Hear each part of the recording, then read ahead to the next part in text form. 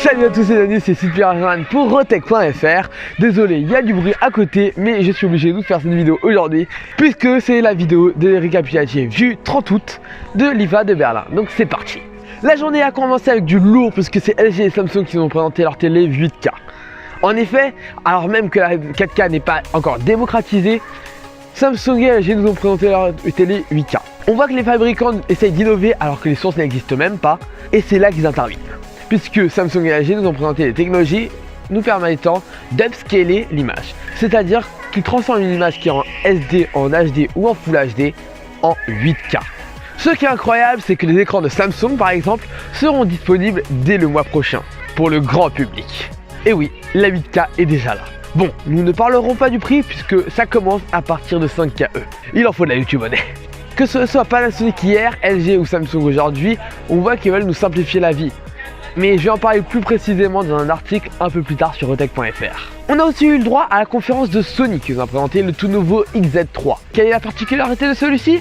Il a un écran OLED. En effet, celui-ci est signé Bravia, la marque télé de Sony. Ce téléphone aura aussi le droit de filmer en 4K et surtout de faire de la super slow-mo en Full HD. C'est l'un des premiers téléphones à être commercialisé sur Android Pie et il sera disponible en 4 couleurs. Pour ma part, je trouve un peu épais puisque son dos est courbé, mais ce n'est que mon avis. Le deuxième produit présenté par Sony, il s'agit du casque. Et là, il me faut mon téléphone pour la référence, c'est le WH-1000XM3. Il s'agit d'un casque à réduction de bruit active et très simplement, mais juste bellissimo. Parce que j'ai mis le casque en plein salon de l'IFA et vous savez pas à quel point c'est bruyant.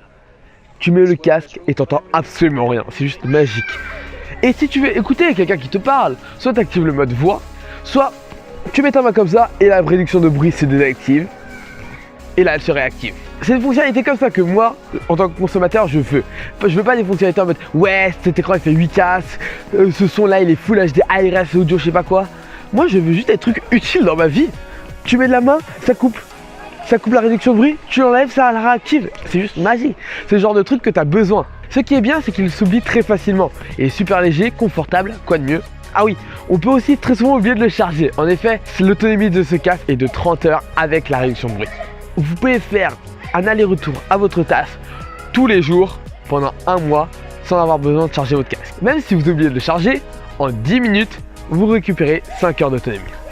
C'est juste incroyable comment ce casque est juste super. Sauf le prix qui est à 380 €, mais bon. Et si on utilisait la technologie pour faire de la mode? C'est ce que Sony propose avec Face Watch You. Alors, qu'est-ce que c'est? C'est très simplement une montre avec 3 écrans e-ink, un sur le cadran, 2 sur le bracelet, qui peut se personnaliser.